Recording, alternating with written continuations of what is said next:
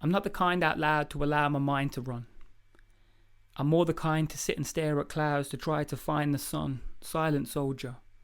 Old soul grown under cold shoulders, and for the time she feels to cry, I just lay silent and hold her.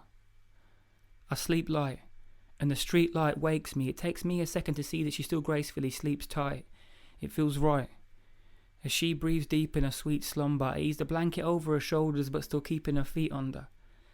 And I wonder why things can't always be this peaceful, and why people seem to mess things up with words when they don't need to. Our dented digital clock says 4:30, and in this light, my skin looks dark and the walls dirty. All the stuff she said earlier on was just to hurt me, and it certainly worked then, but right now I'm feeling perfectly calm. As I sit up, the light changes the shade of my arms. Outside, the street's silent. No people, no cars. And this quiet flat of ours holds the scars of a major row, overturned table, torn clothes and a broken vase.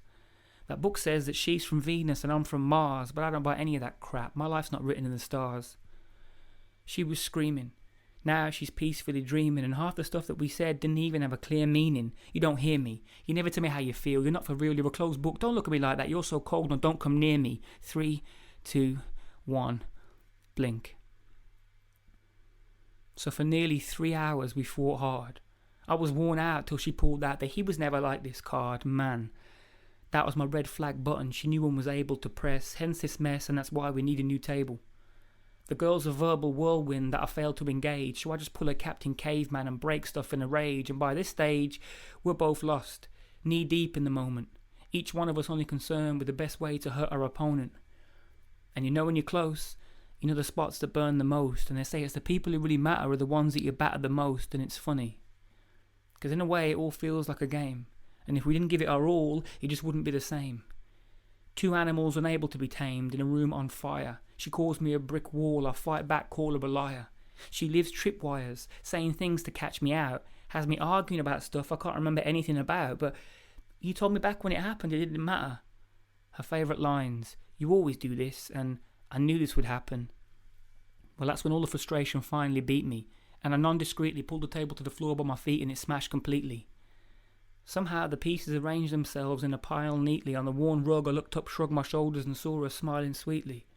3, 2, 1, blink.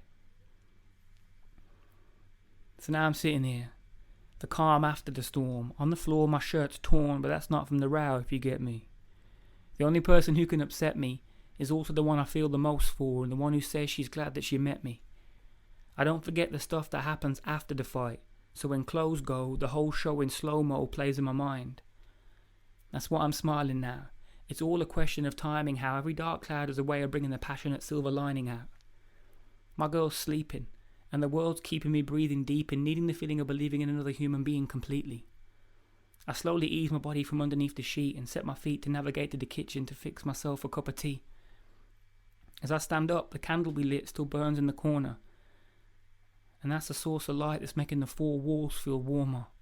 The whole room smiles, as if it knows it's good, as my cold toes move slowly over thrown clothes and broken wood. And who knows why or how it works, this emotional power surge, and to tell you the truth, I never want to know.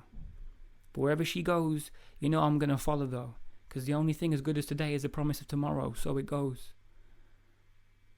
The water boils, the milk's out, my hand holds the spoon. As the kettle whistles a tune outside, the sky holds the moon. I'm feeling lucky that somebody gave you.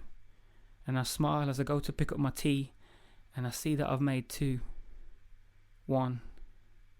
Blink.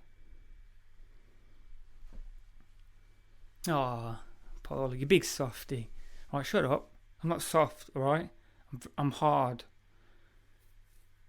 Medium, probably in between. I don't know. Anyway, it's now reached that point. I don't know how many I've done now. I've got 1, 2, 3. I've done 4, right? It's now reached that point where it feels weird talking to myself in a room, which maybe shouldn't be the case if that's my job, but it does. All right, and you're not here to argue back, so so shut up.